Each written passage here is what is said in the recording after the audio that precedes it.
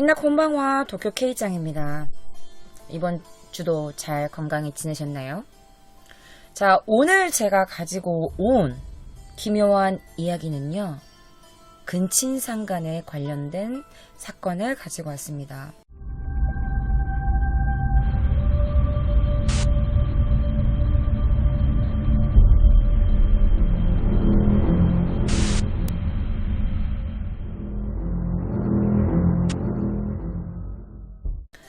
어떻게 보면 굉장히 예민한 주제이기도 하고, 설마 그런 사건이 설마 이런 사건들을 제가 가지고 왔어요. 자, 근친상간이 뭘까요, 여러분들?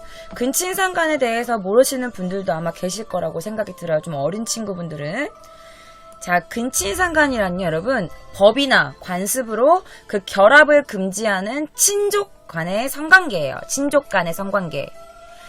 그러니까 가족이나 혹은 가까운 친척들 사이에서 이 성관계 및 이에 준하는 성적 행위를 말하는 걸 바로 근친상간이라고 합니다. 자, 대부분의 문화권에서 이거를 터부시되고 있긴 한데 그 범위와 정도는 문화에 따라서 달라요. 어떤 문화권에서는 핏줄에 따른 유전적 관계가 있는 이들 사이만이 관계를 금하지만 다른 문화권에서는요, 입양 혹은 부모의 결혼 등을 통해서 한 가족이 된 이들 사이의 관계도 금지하고 있습니다. 우리나라 같은 경우에는 가까운 친척이라든지 뭐 가족 간의 그런 성관계를 절대 용납 못하는 그런 나라죠. 그래서 근친상간을 하게 됐을 때 근친상간죄가 있는데요. 직계가족 혹은 형제 자매 혹은 기타 근친자 사이에서 행해지는 성행위를 범죄로 규정한 경우 그 규정을 위반하는 죄가 바로 근친상간죄입니다. 그러니까 나랑 피가 섞인 사람이랑 성관계를 했을 때 주어지는 죄가 바로 근친상간죄예요. 직계가족이나 형제자매, 무슨 말인지 직계가족, 내 엄마, 아빠 혹은 내 형제, 자매, 남매 이런 거를 바로 직계가족이라고 해요. 그런데 이제 근친상간을 하게 되면 여러분 있잖아요. 근친상간을 해서 아이가 나왔을 때, 아이를 임신을 해서 아이가 나왔을 때 유전학상으로 열성 유전의 위험성이 커요. 그래서 예를 들면 정신지체인의 아이가 나올 수도 있고 아니면 몸의 어딘가에 약간 장애를 입고 나올 확률이 굉장히 높다고 해요. 정신지체인의 출산율이 높고 건전한 성윤리관에도 어긋난다는 점에서 형법에 이를 처벌하는 규정을 둔 나라도 있어요. 독일 같은 경우인데요. 독일은요, 형법 173조에 이 근친상간죄가 있습니다. 우리 한국은 예로부터 성윤리관이 비교적 투철하고 그러한 행위는 있을 수 없다. 어떻게 내 직계가족과 어떻게 내 형제자매와 어떻게 내 부모님과 이런 행위가 어떻게 있을 수 있나. 당연히 우리나라 한국은 그런 행위는 있을 수 없다는 사고방식을 가지고 있기 때문에 처벌 규정조차 두고 있지 않아요. 저희 나라는. 그런 법이 없어. 1997년에 개정된 성폭력 범죄 처벌 및 피해자 보호 등에 관한 법률은요. 사촌 있죠. 사촌지간. 사촌 이내 혹은 혈족과 이촌 이내 인척관계에 있는 자가 강간이나 혹은 성추행, 강제추행, 중강간 등 강제추행의 죄를 범한 경우에는요. 이를 처벌하도록 하는 규정은 한국에 있습니다. 동법 7조에 있다고 합니다. 자, 그러면 일본 여러분 들어보신 적 있을 거예요. 일본은 근친상간이 불법은 아니다. 합법이다. 이런 말 들어보신 적 있나요? 자, 일본의 근친금혼 범위는요. 한국에서 일본은 사촌 결혼이 허용되는 것으로 널리 알려져 있어요. 실제로는요. 일본에서 사촌 간의 혼인은 드물지만 극히 드물어요. 그러나 법적으로 사촌 간의 결혼을 금지하고 있지는 않아요. 일본은. 그래서 일본에서도 사촌인 간의 결혼이 법으로 금지되어 있지 않다. 그럼 뭐야? 결혼할 수 있는 거야? 뭐야? 완전 대박. 이러시는 분들도 계시겠지만 일본에서도 근친혼은 제한돼 있어요. 뭐 아빠랑 결혼할 거예요. 아니면 뭐 내 친오빠랑 결혼할 거예요. 뭐 친누나랑 결혼할 거예요. 뭐 내 동생이랑 결혼할 거예요. 뭐 이렇게 근친혼은 제한되고 있죠, 당연히.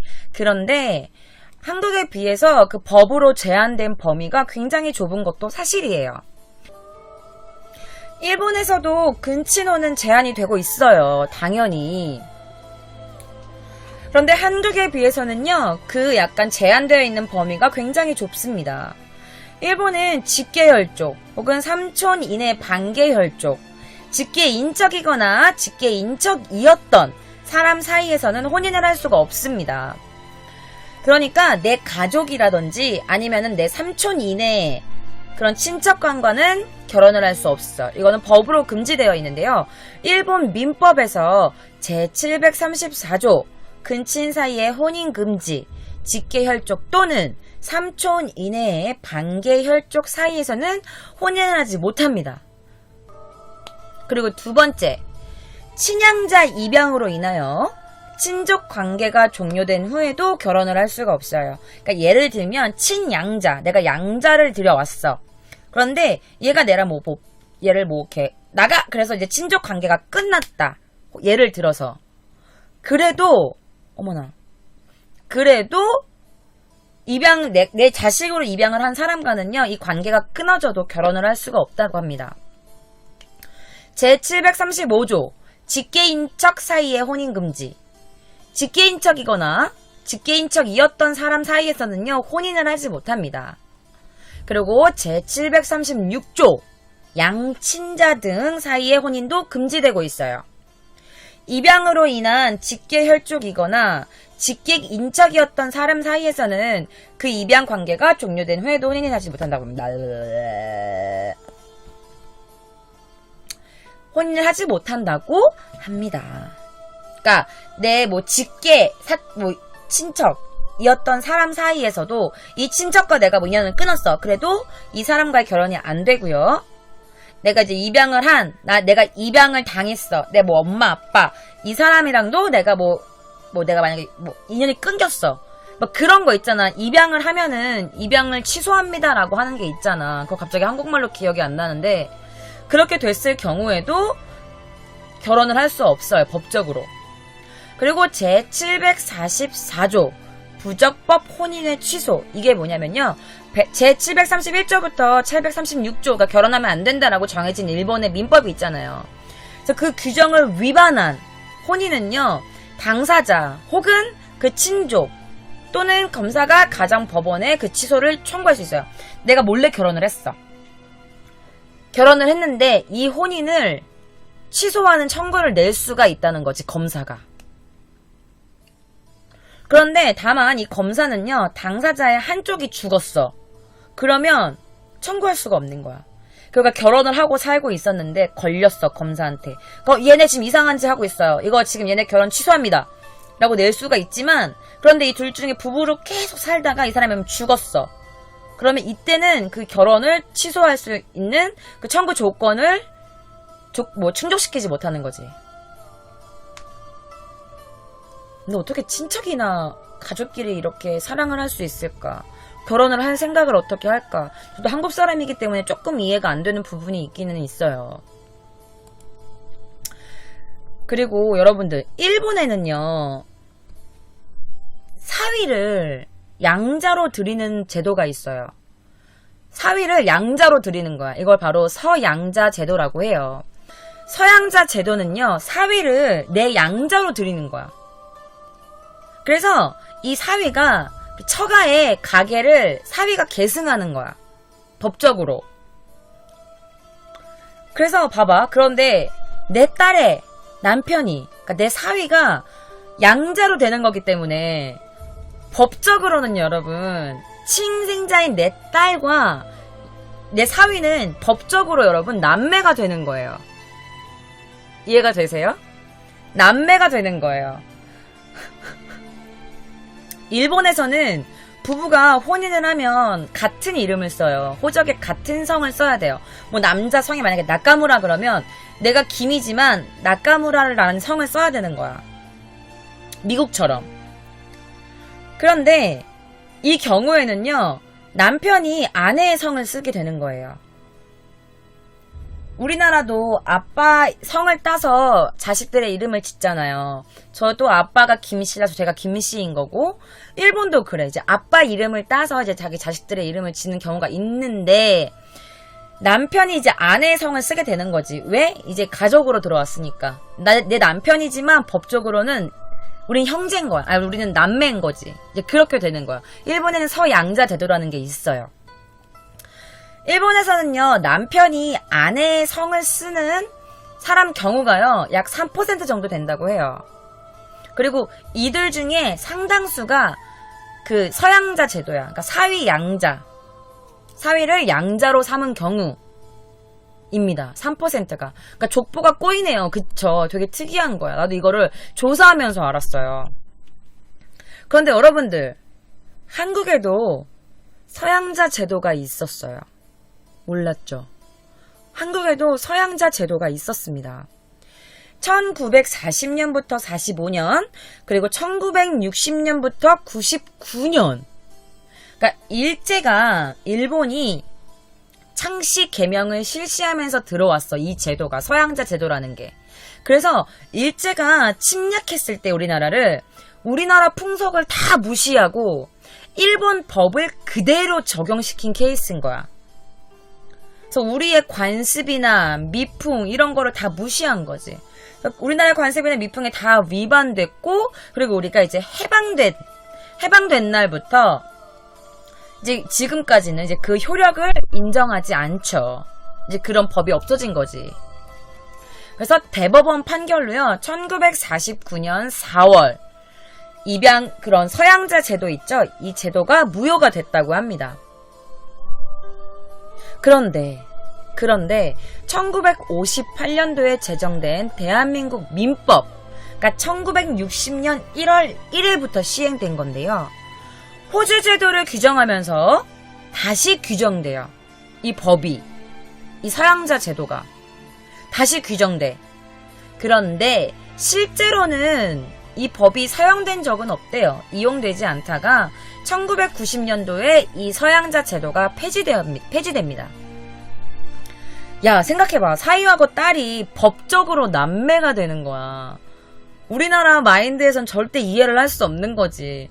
야, 뭐 딸도 내 딸이야 뭐 이렇게 말은 하지만 왜 그런 사람들 많잖아. 막 시어머니가 제 딸처럼 생각할게요. 걱정하지 마세요. 이러면서 막 친정엄마한테 그런 말 하시는 분들 계시잖아요. 야, 근데 그게 말이 내 딸이지. 그치? 근데 그것도 사위야. 사위는 백년손님인데 사위를 어떻게 내 딸이랑 남매로 만들 수가 있겠어. 말이 안 되잖아. 우리나라 사람 마인드로는. 그치? 그래서 그냥 어쨌든 이 법이 한국에서는 사용되어진 적이 없어. 그래서 그냥 별 논란 없이 폐지됐다고 합니다. 우리나라에서는요. 자, 일본에서는요, 삼촌이랑 조카 사이에 사실혼도 인정이 됩니다. 특별한 사정이 있는 경우에는.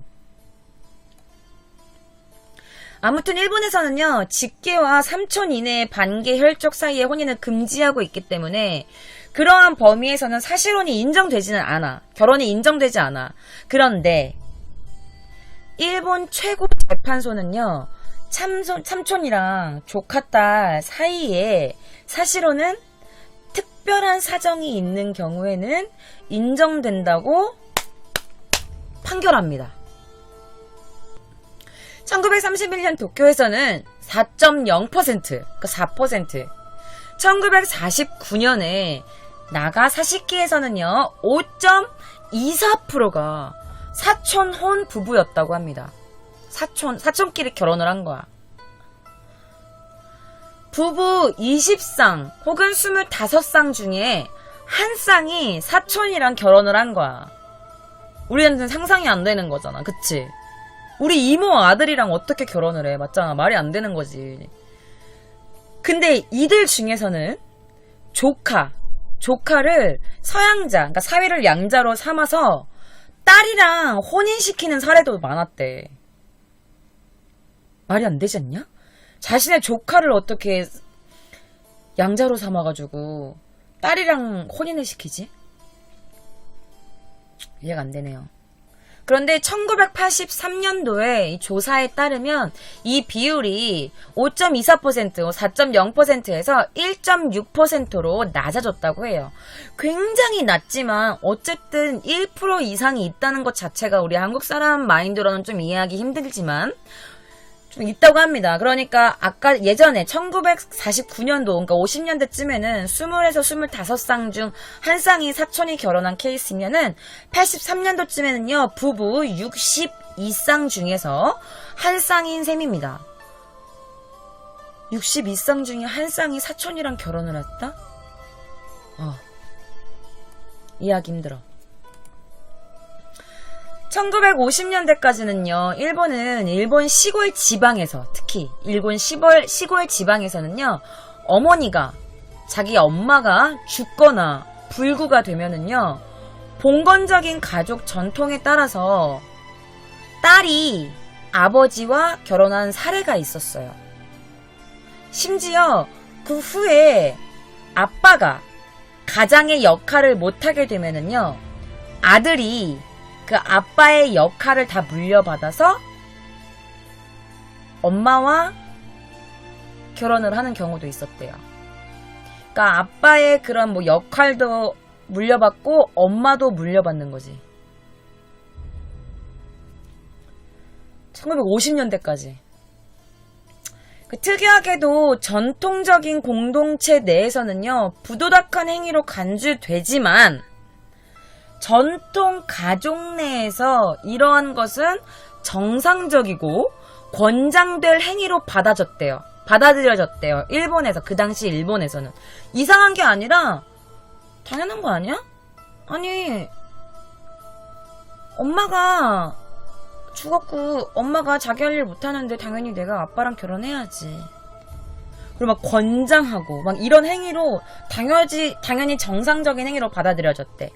전통 가족 내에서는 약간 옛날 사람들한테 뭐 이런 싸구려 무슨 이런 더러운 어디 무슨 소설에나 나올 법한 일이겠냐라고 하시겠지만 그 심리 역사 학회지에서요 1991년 가을에 실린 논문 중에 하나예요. 실질적으로 일본에서 1950년대까지 시골 지방에서는 엄마나 아빠가 죽거나 자기 일을 못하게 되면 그 자식, 딸이나 아들이 딸이 뭐 아빠와 결혼한다든지 아니면 뭐 아들이 엄마를 물려받는다든지 이런 생활들이 당연시 여겨졌던 시대도 있었다고 해요. 이게 정말 논문에 실린 내용이래요. 근데 여러분들 그 미국의 심리학자가 뭐 이름도 어려워. 리오이드 데 마우스에 상기된 논문이 있대요.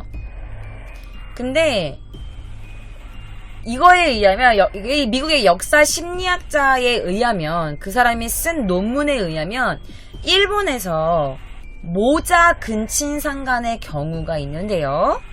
이 경우에 일본의 전체 근친상간 사건 중에서 29%가 모자 근친상간, 그러니까 아들이랑 엄마의 근친상간이 29%에 달한대요. 그리고 타국가, 다른 나라와 비교했을 때 그 근친상간 비율수가 일본이 굉장히 높은 거야. 그래서 일본에 근친상간 상담소를 연 거야. 약간 근친상간으로 약간 고민을 안고 있는 사람들을 위해서 이런 상담소를 열었어. 그런데 상담소를 열자마자 상담 전화가 폭주하기 시작했대요. 일본 통계청에서는요. 근데 이거 그럴 리가 없다. 아니 뭐 우리나라가 무슨 그 짓을 무슨 옛날 얘기하고 아니 그럼 다 거짓말이야 그거. 라며 일본 통계청에서 이것에 대해서 전면 부인했다고 합니다. 학자의 분석에 따르면요. 가장 흔히 일어나는 게 바로 모자 근친상간이래요. 이 모자 근친상간은요. 사춘기의 아들이 자위행위를 하다가 들켰을 경우 그러니까 이 모자 근친상간이 자주 일어나는 경우가 뭐냐면, 가장 자주 일어나는 경우가 사춘기의 아들이 자위 행위를 하다가 들켰을 때라고 해요. 이때 엄마들은 주로 이렇게 위로와 이렇게 충고를 하면서 아들과 이렇게 근친상간 관계가 이루어진다고 합니다. 다른 경우로는 성교육을 위해서 부모가 아이한테 성교육을 시켜주는 거야. 근데 말로 잘 이렇게 차근차근 성교육을 시켜주는 게 아니라 몸으로 근친상간 성교육을 시켜주는 거지.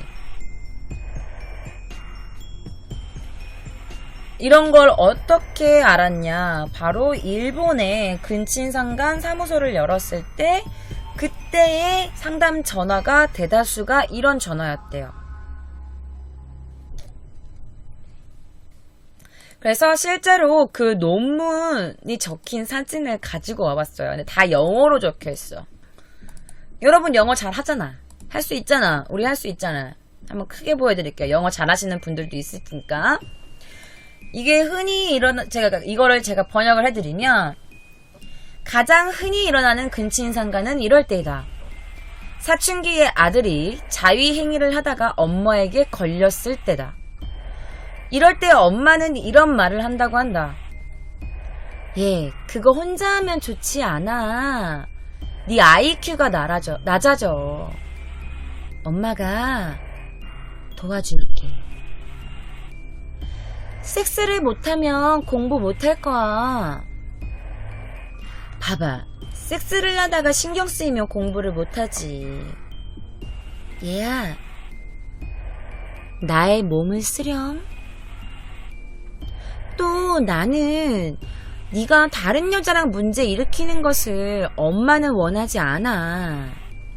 대신에 엄마랑 섹스하자. 정확한 수치를 조사할 순 없지만 조사자들은 일본의 엄마와 아들의 근친상간이 많이 발생하는 것을 발견합니다. 전화 상담에 따르면 일본의 어머니들은 아들에게 자위행위를 어떻게 하는지 가르쳐주고 이들의 첫 사정을 도와준다고 합니다.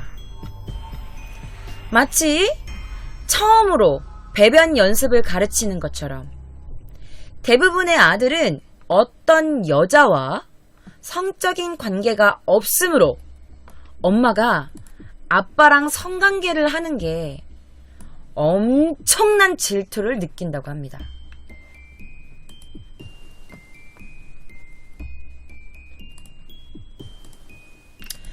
그러니까 이게 어떤 느낌이냐면 마치 엄마를 독점적으로 내 거라는 생각으로.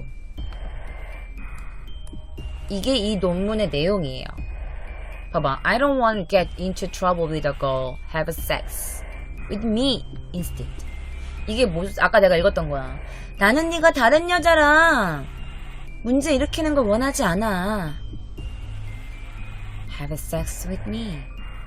나랑 같이 섹스하자.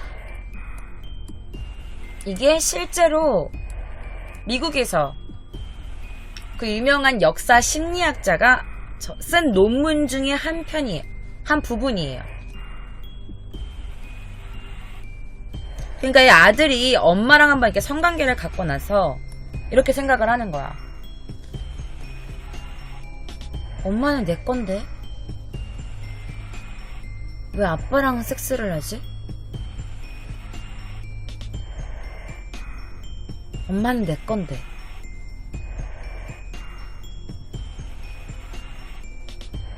라면서 이제 그렇게 아들이 엄마에 대한 이런 독점력이라든지 아빠를 향한 질투? 약간 이런 감정들이 생겨날 수가 있다는 거지. 왜냐면 아이는 첫 성관계 상대가 엄마이니까 다른 여자랑은 이렇게 뭐 관계할 수가 없었잖아. 그런 경험이 없으니까 이제 엄마를 엄마가 아닌 한 여성으로 보게 되는 거지.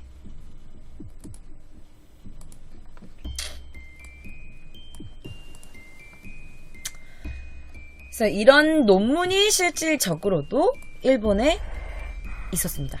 외국 사람이 쓴 논문이긴 하지만. 자, 지금까지 제가 여러분들께 근친상간이 뭔지, 한국에서는 근친상간이 어떻게 받아들여지고 있는지, 일본에서는 정말 그런 사건, 사고가 있었는지, 정말 근친상간이 합법인지, 이런 것 등등등, 근친상간죄, 이런 것들을 통합해서 간단하게 여러분들께 소개시켜 드렸어요. 자, 그럼 여러분들이 진짜 알고 싶은 게 있으시죠? 대체, 정말, 일본에서 근친상간으로 범죄가 된 경우가 있나요? 여러분 이게 알고 싶으시죠? 그래서 제가 이 사건에 대해서 가지고 왔습니다. 자, 근친상간에 관련된 범죄, 정말 쇼킹한 사건을 가지고 왔으니까요. 지금부터 제 이야기에 귀를 기울여 주세요.